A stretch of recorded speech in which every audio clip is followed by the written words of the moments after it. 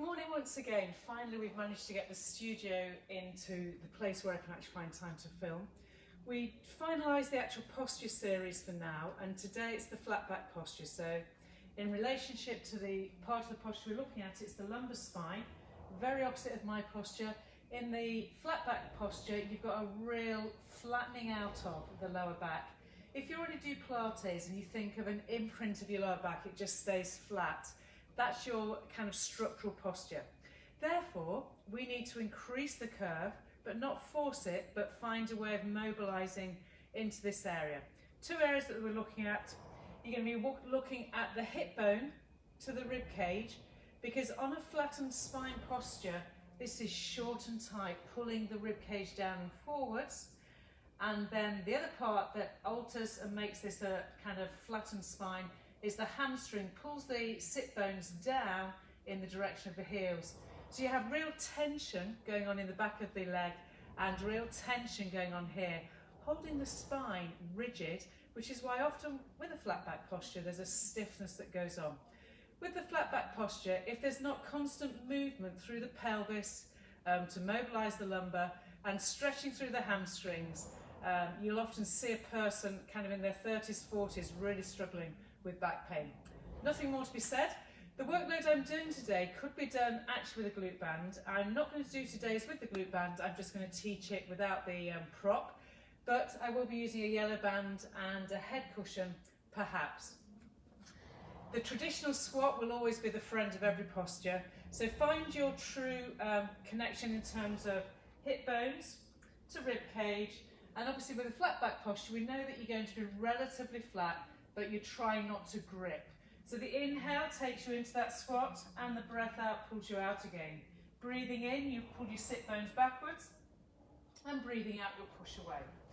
Like anything, if you go with the breathing, you will find your trunk stability system, and that's the system that can alter the shape of the spine if correctly employed. The deeper the breath in, the better the breath out connection. Deepening the breath in and the breath out. Keep this going just for another 5. I'm going to pepper this kind of squat sequence with a mobility for the lower back. We need the squatting because we need the hamstring to mobilise. We need the whole of the blood flow from the big muscles pumping it up and down, with the breath working to get the heart, lungs and the circulatory system. Okay, you've got 2 more. Remember, the inhale is your kind of technique, and the exhale, your connection. Stay down. Go back to your breath. You can put the back of the hand on the sacrum area, that's just below a waistband that's in a normal waist area. And you can put, if you want, your thumb to your belly button and find in the direction of the pubis. You're breathing in and you're breathing out. Your load is through your heels and the outsides of your feet. You're aware of the upper back not rounding. Okay, so flattened back tends to want to pull forward, so keep the shoulder blades, collarbones connected. Exhale then, use your pelvic floor and tilt. Inhaling, stay in that pelvic tilt. Exhaling, and see how far you can push your sit bones away from your heels. Inhale, just here, there can't be any pain in the back. Exhaling, pelvic floor is the drawing up. You feel as though the hip bones flex through the internal oblique. There's no bum squeeze. And on the next breath out, you send yourself back into as much of a curve as you can. You're going to do 2 more here. Mindful of the weight staying into the heels, the outsides of the feet, and mindful that the breathing muscles help you find your pelvic floor. The pelvic floor will trip into other muscles that safely mobilise the lumbar spine. Remembering that the flattened spine, if it's a kind of a structural flattening, then you need all your help you can get to get moving in that area, however tiny it might be, and don't bully it by doing a bottom squeeze. That's not what this is about. Okay, that was your last one. I'm going to come back into the squat. Now we go in the squat up and down with hopefully a little bit more of a lordosis. When we talk about a flattened lumbar spine, it's that the lower back has lost its natural curve, however small that curve is. It's functional in that every step you take, if there is no curve, effectively you end up with all the ground force from loading the body into stepping forwards and forwards and forwards. It goes straight up the spine rather than leaving the body as designed in the lower curve. That's what the purpose of the lordosis is. So I'm not asking you to increase the lordosis so that you go beyond a neutral. It's finding your neutral, and for everyone it's very, very different. Okay people, we stay down there. This time again, you know the routine. Exhale to pelvic tilt. Now inhale and allow the tailbone and the sit bones to reach away. You'll feel the hamstrings lengthen. Exhale, pelvic floor, navel, spine, tilt without gripping the bum. Inhaling, extend through that lumbar area without force. You will only ever, with Pilates and with the breath, rediscover a posture. You never suddenly find it. The body gradually transitions by repeat, repeat, repeat into a better shape, okay? Exhaling without rounding the upper spine. Inhaling. Last time, exhaling. Inhaling back into neutral and then pushing up to stand. We'll squat again. You can now add your arms reaching. You want to keep the sit bones pulling backwards as the core connection, breath out, pushes you upwards and pulls the hips forwards. Sit bones behind you, sit bones forward, sit bones stay behind. Place your hands on your spine this time. Keep yourself in your neutral. On the next breath out, we're transitioning to a hamstring stretch. Breathing out, pull your chin to your throat. Breathe in, breathe out, let the elbows bend as the rib cage bends. That's the thoracic spine bent. And then without tucking under, if you can help it, take your hands to the floor. Okay, we said that the flat back posture has tight hamstrings, so you'll be feeling your hamstrings even in this position. Your aim is to just push the knee open a bit behind you and close it, to ask your hamstring to lengthen without your bottom tucking under. So keeping this flattened area, okay, you don't want to be here, which is a lot of flat backs would be. So your range is whatever your hamstring allows, maintaining what we call a kind of straightened area here, if anything more neutral. Okay people, from there then breathe and bring yourself down to hands and knees. Next position you will need for this a yellow band ready, and perhaps, particularly if you're flat back with a bit of kyphosis, you'll need your head cushion. We'll lie on the back. Remember how we get that to happen without feeling misaligned. Use all the edges that you have here. Make sure your feet are level with each other, and then lower yourself down. Often if you sit about the centre of the mat, you make that all as it should be. We're going to repeat some of the standing work we did, but now lying on the floor for more detail and more sensations of deep breath in and out. You'll put your fingertips on your hip bones. Have a look at where your knees are, make sure they're level with each other. Nod the chin in, and then go back to your breathing. As you're inhaling and exhaling, this sense of being heavy on the sacrum, but having a lightness through the lumbar area, not the high waist, but the lumbar is what you're looking to achieve. Go back to your breath, inhaling, and on the exhale, pelvic floor, and then imprint. Now you'll find the imprint easy, because you're more or less imprinted all the way through life. Breathe in into the imprint. This is the hardest thing for you, is to just allow the obliques to lengthen and allow them to take you all the way in the direction of your tailbone. Now I'm not going to put rules here except go as far as the lower spine allows. In other words, you create this bigger curve, but make sure it originates more from the waistband area. Breathe in. Exhaling, pelvic rolling, pelvic floor, internal oblique, no bum squeeze, shrinking and hollowing through the lower back, through the abdominal area, and flattening, lengthening the lower spine. Inhale into your lower spine, and exhale and experience the journey your spine allows your pelvis to do. It's known as lumbo-pelvic rhythm. Breathing in, you feel as though you're almost onto your tailbone. Exhaling and rolling back through to your flattened spine. Know where flatness is, and then allow the hip bones to come upwards a tiny bit. If you want to put your fingertips to your pubic bone, the heel of the hands on the hip bones, you'll discover a triangle that's square to the ceiling, and that's your natural lordosis. That's where you want to work at. So for the flat back posture, we're not going to curl up because you're already short in the obliques. We're going to keep your head down. You're breathing in and breathing out. On the next breath out, you'll slide your right heel away without losing this neutral. Inhale, you'll slide it back again.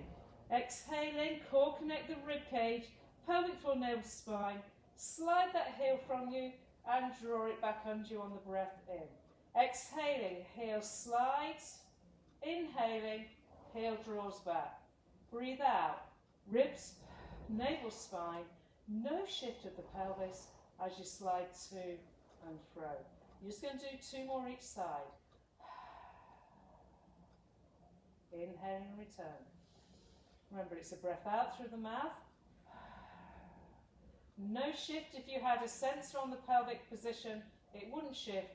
And you've got that tiny air gap, probably the size of a minstrel underneath you. You don't want to force it, you have to find it organically really through the breathing muscles helping to get into stability and freeing up the hamstring and the oblique. Okay, now that you've done that last one, you're going to stay where you are, breathe in.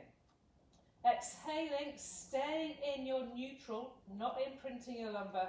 Pick up one leg to tabletop. Breathing in and out then. You're going to take the band and place it around the heel. If in that moment you found yourself going back into imprint, then just don't force a low curve, find it through the breath. I'm holding the band lightly, not too tight. I've got my elbows on the floor and I've got my left leg still bent, and I know I'm in neutral. Breathing in then, prepare, exhale, without tucking under, push the leg up, and inhale, bend it again. Exhaling. Don't think of your leg, think of your pelvis, think of pelvic floor, rib cage engagement down in the direction of the hips. The moves I'm doing now are not aggressive, they are technical moves, and without them you will never reorganise your lower back into more of a, I don't know, I think you want to see it as just more agile. The fact that it can come in and out of its posterior tilt, in and out of its flatness, and find a little bit more curve for real things in life, like freeing up your hamstrings and freeing up your obliques. We're going to add now, as you're exhaling and you push the leg to the ceiling, go back to the heel slide with the other leg. And inhale, find yourself back into bent leg tabletop, bent leg from the floor. Exhaling. So I keep my upper arms down, my elbows down. Inhaling, forming myself backwards. Breathing out, so every time your leg extends, you'll go straight to your hamstrings, but your real desire is to feel the hamstring without tucking your bottom under and crushing that minstrel. 2 more. In terms of abdominal effort, the effort's probably about 30% of what you can normally manage, because we're keeping you in true neutral spine. That means your obliques have slightly lengthened, and because your hamstring is being asked to lengthen simultaneously, you're experiencing in this moment here, this L shape, the length of your hamstring, the stability of the trunk from pelvis to rib cage, without compressing everything and finding a flattened or forward curved spine. Okay, we're going to change sides. Simply pick up your left leg, find your tabletop again. If you're not sure where neutral is, breathe out and pelvic tilt using internal oblique and pelvic floor. Breathe in and then breathe out to allow the sacrum to become flatter and the hip bones to find their neutral. Are you ready? Exhaling, first of all, just push the leg up. Neither leg will ever be the same. Breathe in, exhaling. First things first, pelvic floor engagement, navel spine. My left leg is slightly tighter on the hamstring than my right, although being lordotic, that's the very opposite of a flat back. My hamstrings have a really nice length to them, and so I probably have a more vertical leg than you may have as a flat back. The only reason a flat back will ever get a really straight leg is if they tuck under. It's just biomechanical. Now we're going to add the extension of the underneath leg and the top leg as the heel slide, and inhale back. Breathe out, organise pelvic floor. Heel reaches away, away, both directions, inhaling and back. You put all of your energy into your breathing and then following the breath with a movement pattern. Just do me 2 more. And 1 more. And then keep the left leg bent. Pull the right heel into it. I don't want you to curl up because I want you to stay neutral, but we're supporting the legs. Inhaling and exhaling. Your rib cage connects, but your head presses down on the pad behind you, and you push the legs away in diagonal, feeling the abdominals, inhale and back. Breathe out. Compression of the abdominals without going to imprint. Because we're supporting the legs, this is completely acceptable. If your legs didn't have a band around them, we'd make you go to imprint, but we do too much in imprint as a flat back. So we're asking the body to find the lower fibres of the abdominal area, find the upper fibres of the obliques, because they're too short normally. A flat back would love to curl up at this point with the head, neck and shoulders, but we're not doing it because we need to work you with the obliques in their true length, not their shortened grip. You're going to do 2 more here.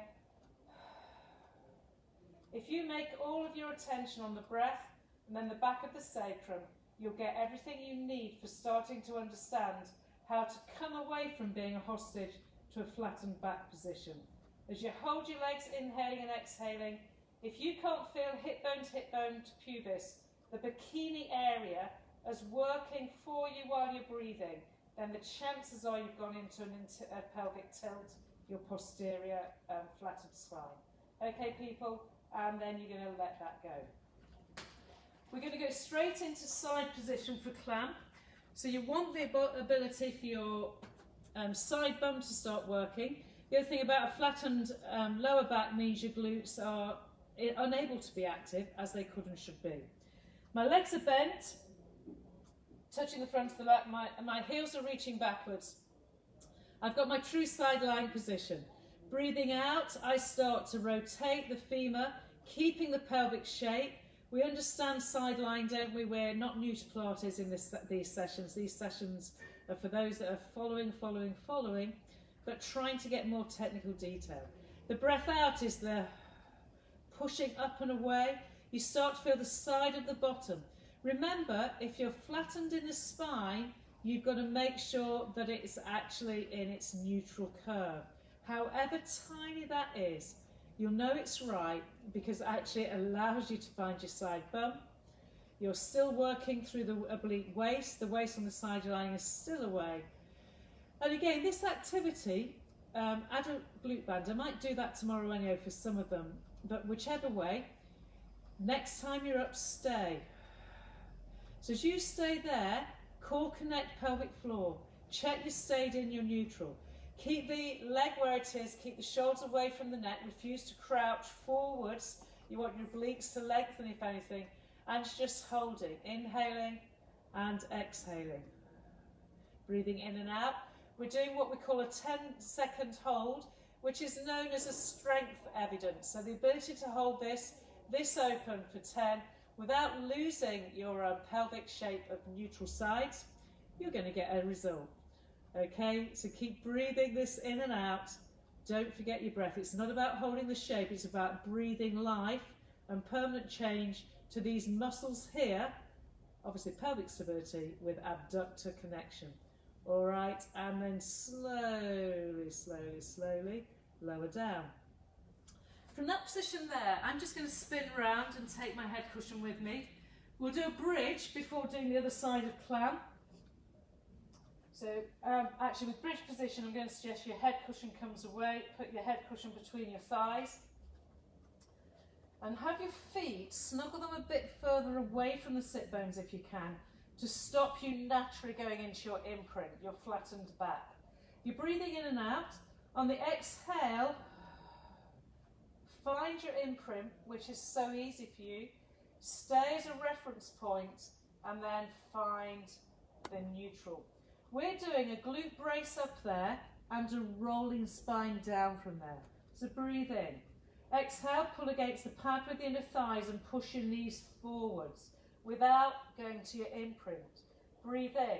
Then breathe out and get your rib cage to lead the journey down through the imprint of the lumbar, all the way, feel every vertebra, and then end up all the way beyond into real extension as far as your back allows. It can go as far up as it wants.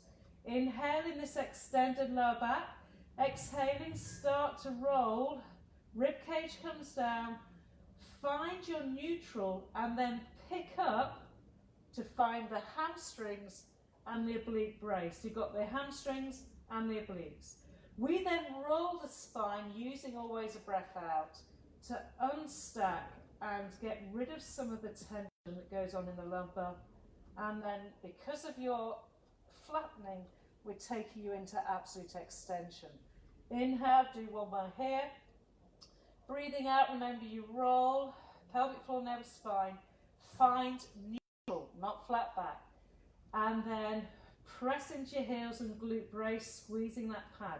Hamstrings, inner thighs. Breathing out, you will roll sequentially, back of the bra, shoulder blade, ribs, all the way till you find yourself back into as big a range of movement, opening the oblique, lengthening the posterior part of you, and then find neutral. You can do as many of those as you want, but for learning purposes, we're just doing that. This is like a 15-minute moment of your day. You're straight into clam. You've checked your alignment. Remember, as a flattened spine person, maybe pelvic tilt to go, oh yeah, that's really flat, isn't it? And then go, imagine you'll feel as though you're sticking your tailbone so far back. But if someone took an aerial view of you, you'd be barely there. All right, people? Heels are together, breathe in. And exhaling. Inhaling, feel the thigh bone lower down. So the side of the bum, it's your rotator muscle, that's side bum muscle, which is part of the glute. Abducts. And the other rules, remember, the side of the waist is off the floor. You feel as though your hip bones are stacked one on top of the other. And you're working really hard at not tucking your pelvis under because it so wants to do it. Because it wants the obliques to take over. Now in some postures, the obliques we just want to get involved and they don't. But in your posture, your obliques they'll be classified as short and tight, whether the language is correct or not, as long as you understand that they're pulling you into a kind of tightness at the front that's inappropriate, because it changes the shape of your spine, then you're getting the right idea. We want length strength in the front, we want an increase of length and strength in the hams.